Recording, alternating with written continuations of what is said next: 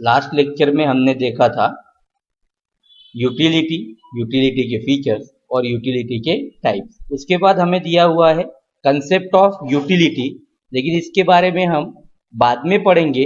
पहले हम law of diminishing marginal utility पढ़ेंगे। पहले ये अगर हम समझ जाएंगे जो कंसेप्ट ऑफ यूटिलिटी है वो हमें अच्छी तरीके से समझ में आ जाएगा। तो चलिए आज हम देखेंगे law of diminishing marginal utility. अब law of diminishing margin utility का मतलब क्या होता है, तो सबसे पहले डिमिनिशिंग का मतलब क्या होता है उसके बारे में जान लेते हैं। डिमिनिशिंग का मतलब होता है डिक्रीज होना, कम होना। मार्जिनल, मार्जिनल का मतलब यहाँ पे एडिशनल, एक्स्ट्रा बोल सकते हैं हम। और यूटिलिटी, यूटिलिटी के बारे में हम ऑलरेडी पढ़ चुके हैं। क्या होता है utility? Want satisfying power of commodity. तो इंट्रोडक्शन देखते हैं हम। सबसे पहले this law was first proposed by professor Gossen, मतलब इस जो लॉ है डिमिनिशिंग मार्जिनल यूटिलिटी, इसको सबसे पहली बार बताया था प्रोफेसर गॉसेन ने। But what discuss in detail, लेकिन इसे डिटेल में जो डिस्कस किया वो किसने किया? तो by professor Alfred Marshall in his book. उनके बुक का क्या नाम था? Principle of economics. और वो कौन से ईयर में पब्लिश की गई थी? 1890 में। याद होगा हमने 11th में भी प्रोफेसर अल्फ्रेड मार्शल के बारे में पढ़ लिया है। और प्रोफेसर अल्फ्रेड मार्शल ने प्रिंसिपल ऑफ इकोनॉमिक्स की बुक लिखी थी और ईयर कौन सा किया था उन्होंने? 1890 में। The law of diminishing marginal utility is universe in character. Universe मतलब सभी जगह, सभी तरफ। That means what? The law of diminishing marginal utility is universe in character, मतलब उनका कहना है कि जो law of diminishing marginal utility है वो हर एक जगह अप्लाई की जाएगी, ये हर एक कंज्यूमर पे अप्लाई होने वाली है। It is based on the common behaviour, common consumer behaviour, मतलब जो हमारा नॉर्मल कंज्यूमर का बिहेवियर होता है। कंज्यूमर मतलब उपभोक्ता, जैसे हम सब लोग सामान खरीदते हैं हमको कंज्यूमर कहा जाता है। दैट यूटिलिटी डिराइव, डिराइव मतलब मैंने उसी दिन बताया था आप लोगों को, प्राप्त होना, मिलना। Diminish with the reduction in intensity of want, मतलब जब इंटेंसिटी जो बढ़ती है, वांट की इंटेंसिटी अगर कम कम होते चली जाती है तो आपको जो यूटिलिटी भी है वो भी कम कम होते हुए चली जाती है। जैसे एक सिंपल सा एग्जांपल लीजिए, आपको प्यास लगी है तो पहला ग्लास ऑफ वाटर पियोगे तो आपकी यूटिलिटी कम होगी। दूसरा ग्लास ऑफ वाटर, पहला पियोगे बहुत जोर से प्यास लगी तो उसमें ज्यादा यूटिलिटी रहेगी, दूसरा पियोगे तो उसमें यूटिलिटी क्या रहेगी? आपकी कम रहेगी। तो इसे ही स्टेटमेंट में बताया है प्रोफेसर अल्फ्रेड मार्शल ने। और इसे जो प्रोफेसर अल्फ्रेड मार्शल ने जो स्टेटमेंट दिया है लॉ को, उसको जैसे का वैसा ही आपको लिखना है, उसमें कोई भी इधर से उधर वर्ड्स नहीं करने हैं, पूरा जैसे का वैसा ही लिखना पड़ेगा क्योंकि ये लॉ है। तो लॉ क्या दिया है? Other things remaining constant. उनका कहना है कि अगर कुछ चीजें कांस्टेंट रहेंगी, कांस्टेंट मतलब फिक्स रहेगी, तब ये लॉ यूज होने वाला है। तो सर कौन सी चीजें कांस्टेंट रहेगी? तो जो चीजें कांस्टेंट रहने वाली है वो हमें असम्पशन में दिया हुआ रहता है, उसे हम आगे पढ़ेंगे। तो लॉ देखते हैं, other thing remaining constant, that means other thing remaining same. Constant मतलब बोला जाएगा same. The additional benefit, additional मतलब एक्स्ट्रा, बेनिफिट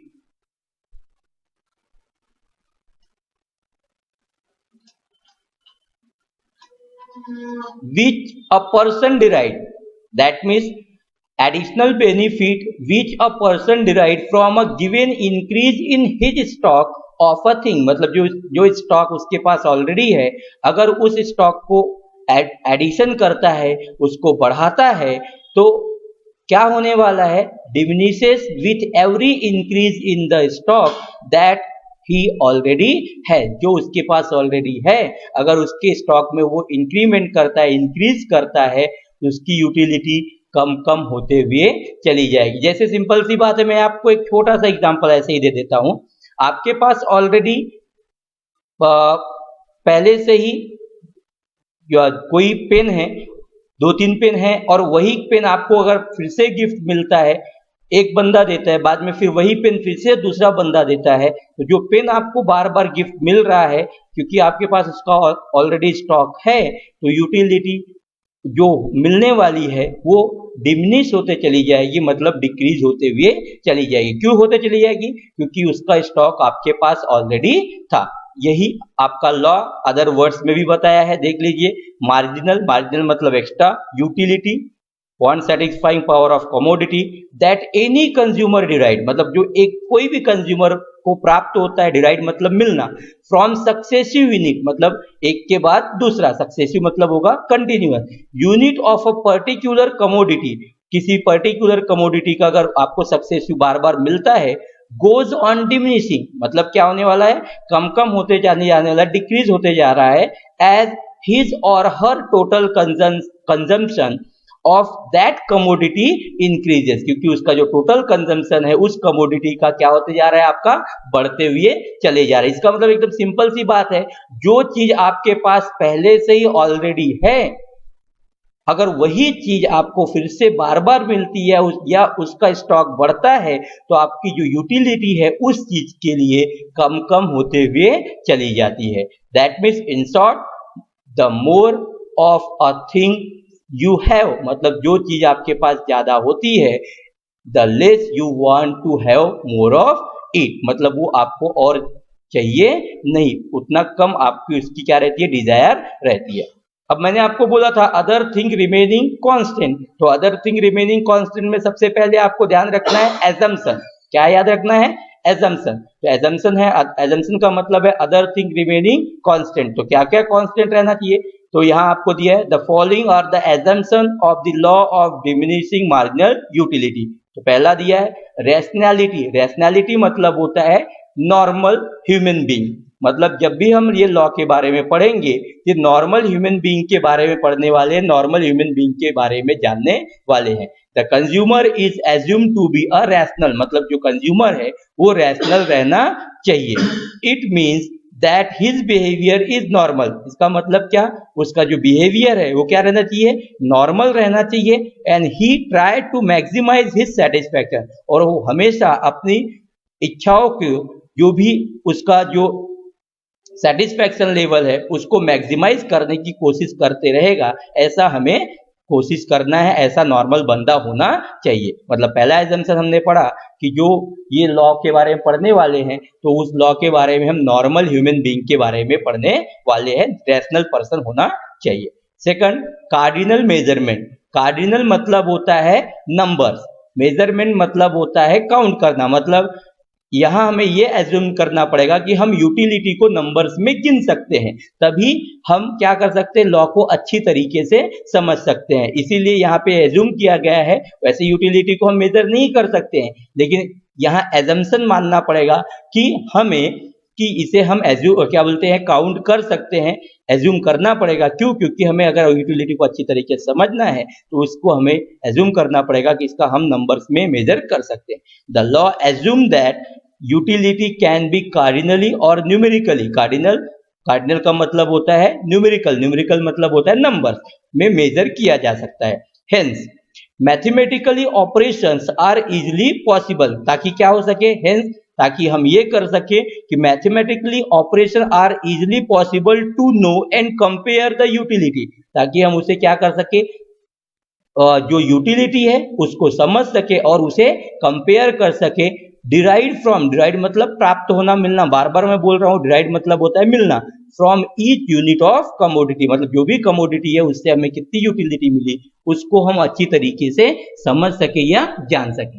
अब थर्ड हम देखते हैं होमोजिनिटी। होमोजिनिटी का मतलब होता है एक जैसा, सेम जिसे हम कहेंगे, मतलब जो भी कमोडिटी हम यूज करने वाले हैं वो क्या रहना चाहिए, एक जैसा रहना चाहिए। The homogeneity that means same. All unit of a commodity consume are exactly homogeneous, मतलब जो भी कमोडिटी आप यूज करने वाले हो, जो भी आप गुड्स यूज करने वाले हो, वो क्या होना चाहिए, एक जैसा रहना चाहिए। और जैसे उन्होंने दिया है साथ में, कैसा होना चाहिए, identical in size, shape, colour, taste etcetera, मतलब उसका जो साइज है, शेप है, कलर है और उसका जो टेस्ट है वो जैसे का वैसा रहना चाहिए। उसके बाद हम देखते हैं चौथा, कंटिन्यूटी। क्या कंटिन्यूटी? कंटिन्यूटी का मतलब होता है लगातार, कंटिन्यूअस जिसे हम कहते हैं। All unit of commodity are consume in quick succession, मतलब जो भी आप कमोडिटी यूज करने वाले हो उसे आपको लगातार कंटिन्यूअस कंज्यूम करना है, मतलब यूज करना है without any lap of time, मतलब टाइम में कोई भी गैप होना नहीं चाहिए। मतलब जब आप कोई भी चीज कमोडिटी के बारे में, लॉ के बारे में पढ़ रहे हो तो उसको आपको एक साथ पढ़ना है, उसमें कोई गैप नहीं होना चाहिए, उसे उस कमोडिटी को कंटिन्यूअसली यूज करना। जैसे आप पानी पी रहे हो, आपको प्यास लगी तो पहला ग्लास, फिर उसके बाद तुरंत दूसरा ग्लास, उसके बाद तुरंत तीसरा ग्लास। ऐसा नहीं कि आपने पहला ग्लास का पानी पिया और बाद में फिर आपने बोला कि दूसरा ग्लास का पानी मैं दोपहर में पी रहा हूं, तो ऐसा करोगे तो आपका लॉ काम करेगा नहीं। इसलिए एजम्पशन में उन्होंने बताया है कि उसे लॉ को अगर समझना है तो आपको उसे कंटिन्यूअस यूज करना है कमोडिटी को। उसके बाद दिया रीजनेबिलिटी। रीजनेबल मतलब होता है नॉर्मल स्टैंडर्ड साइज, मतलब यहाँ पे ध्यान रखिए जो कमोडिटी रहेगी वो हमेशा नॉर्मल साइज की रहेगी, स्टैंडर्ड साइज की रहने वाली है। इसका मतलब क्या, वो रीजनेबल रहने वाला, ना ही बहुत बड़ा रहने वाला है ना ही बहुत छोटा रहने वाला है। जैसे हम चाय की बात करते हैं तो हमें दिमाग में तुरंत आता है कि हम कप ऑफ टी की बात करते हैं, तो यही ध्यान रखिए जो स्टैंडर्ड साइज पहले से ही निर्धारित किया गया, फिक्स किया गया, वही यहाँ पे होना चाहिए, तभी ये लॉ काम करेगा। Reasonability, all unit of commodity consume are reasonable size, मतलब जितनी भी कमोडिटी को हम यूज करने वाले हैं वो एक जैसे होने चाहिए और रीजनेबल साइज के होने चाहिए। They are neither too big और नॉर टू स्मॉल, ना ही बहुत बड़े होने चाहिए और ना ही बहुत छोटे होने चाहिए। चलिए उसके बाद हम देखते हैं 6 नंबर का कॉन्स्टेंसी। कॉन्स्टेंसी का मतलब होता है कांस्टेंट, कांस्टेंट मतलब होता है फिक्स। तो यहां ये ध्यान रखिए, सेम, फिक्स या सेम।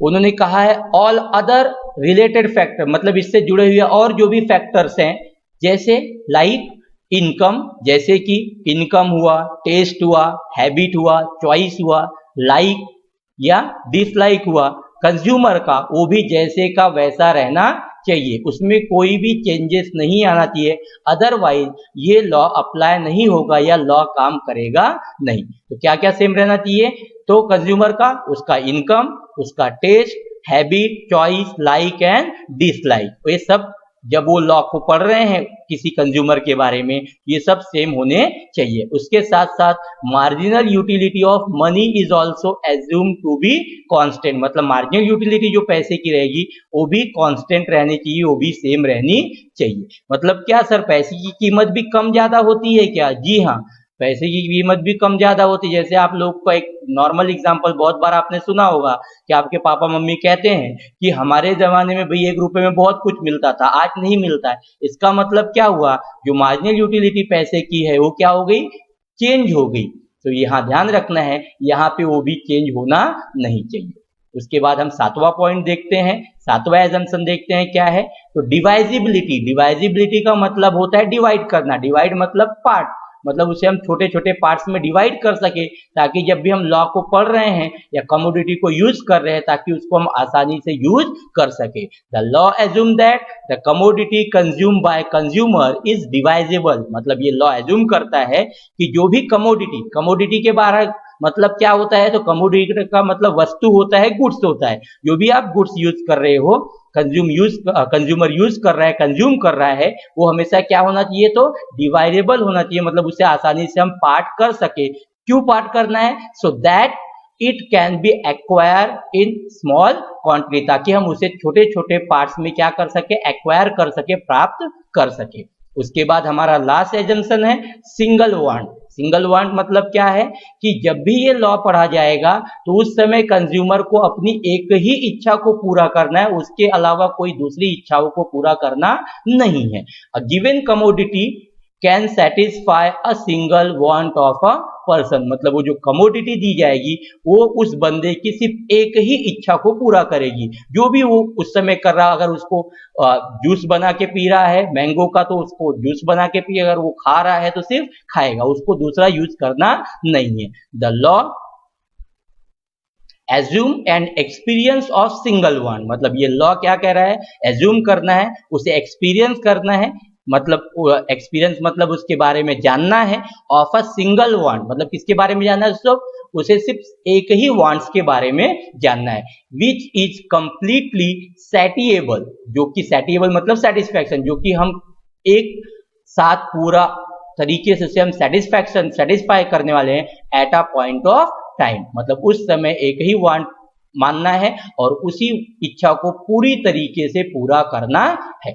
चलिए यहाँ पे एक हमें टेबल दिया है, उस टेबल से थोड़ा सा मैं आपको समझा देता हूँ, उसके बाद इसको थोड़ा सा आपको और अच्छी तरीके से समझ में आएगा। देखिए यहाँ पे आपको टेबल दिया 2.2 और वहां पे एक्सप्लेन किया हुआ है, यहाँ यूनिट ऑफ एक्स दिया है और मार्जिनल यूटिलिटी दिया है। तो इसे समझने के लिए जहाँ यूनिट ऑफ एक्स दिया है तो वहां पे हम यूज कर सकते हैं मैंगो या चपाती। तो मैं आपको नॉर्मल चपाती लेता हूं और एक छोटा सा एग्जांपल आपको देके समझाने की कोशिश करता हूं ताकि आपको जल्दी समझ में आ जाए।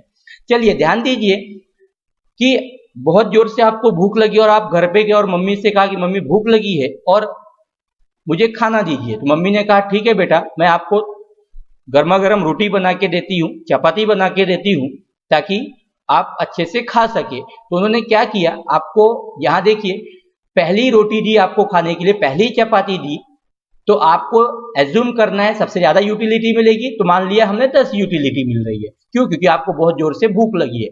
पहली रोटी मम्मी ने दिया तो आपको यूटिलिटी कितने की मिली? 10। दूसरा फिर मम्मी ने रोटी दिया, यूटिलिटी थोड़ी सी क्या हो गई? कम। क्यों? क्योंकि आपकी भूख थोड़ी सी शांत हो गई है, थोड़ी सी सेटिस्फाई हो चुकी है। तो दूसरी रोटी से यूटिलिटी क्या हो गई? 8 की। थोड़ा सा देखिए, आप माइंड में सोचिए, बराबर समझ में आएगा। फिर आपने तीसरी रोटी मम्मी ने दिया तो और कम 6। क्यों? क्योंकि आपकी भूख और शांत हो गई है। चौथी रोटी दिया तो और कम 4। पांचवी रोटी दिया तो और कम 2 और उसके बाद मम्मी ने छठवीं रोटी आपको दी, छठवीं चपाती आपको दी, तो यूटिलिटी कितने की मिली आपको? 0 की। 0 का मतलब होता है कि आपका पेट भर गया, आप पूरी तरीके से सेटिस्फाइड हो गए हो, अब आपको खाने की जरूरत नहीं है। लेकिन मम्मी तो मम्मी है, तो अब मम्मी ने बोला भाई एक रोटी और खाइए, आप काफी देर से बोल रहे थे भूख लगी है करके। तो मम्मी ने आपको 7वीं रोटी दी, लेकिन ये आपको 7वीं रोटी जो आपने खाया तो हो सकता है आपका पेट भर गया था, तो आपको इससे डिसयूटिलिटी मतलब डिससैटिस्फैक्शन भी हो सकता है। तो यहाँ देखिए -2 में गया हुआ है। तो यहाँ ध्यान दीजिए, फिर से मैं रिकैप करता हूँ। पहली रोटी ज्यादा यूटिलिटी 10 की, दूसरी चपाती 6 की, दूसरे से 8 की, तीसरे से 6 की, चौथे से 4 की, पांचवे से 2 की, छठवें से 0 की। 0 मतलब फुली सेटिस्फाइड। देखिए आपकी यूटिलिटी कम कम होती जा रही है, सिंपल सी बात है। आप जैसे जैसे रोटी खाते जाओगे आपकी भूख कम कम होती चली जाएगी, मतलब इंटेंसिटी जो आपकी भूख की रहेगी वो कम कम होती जाएगी। तो मार्जिनल यूटिलिटी, मार्जिनल मतलब मैंने बताया था एक्स्ट्रा, तो जो पहला था 10 था, दूसरा कितना हो गया? 8, तीसरा कितना हो गया? 6, फिर कितना हो गया? 4, फिर 2, मतलब जो एक्स्ट्रा मिलते जा रहा है यूटिलिटी वो देखो कम कम होते हुए चली जा रही है। तो जो यूटिलिटी है देखो वो कैसा है? पॉजिटिव भी है, 0 भी और निगेटिव भी है। इसके बारे में और डीप डिस्कशन करने वाले हैं नेक्स्ट लेक्चर में। आज के लिए इतना ही, आपको याद इतना ही ध्यान रखना है। सबसे पहले लॉ पढ़ना है, लॉ पढ़ने के बाद एजम्पशन पढ़ना है और एजम्पशन पढ़ने के बाद जो अभी मैंने चपाती का एग्जांपल दिया उसे एक बार ध्यान देना है और फिर से एक बार लॉ को फिर से आपको रिकैप करके देख लेना है। बाकी देखेंगे हम नेक्स्ट लेक्चर।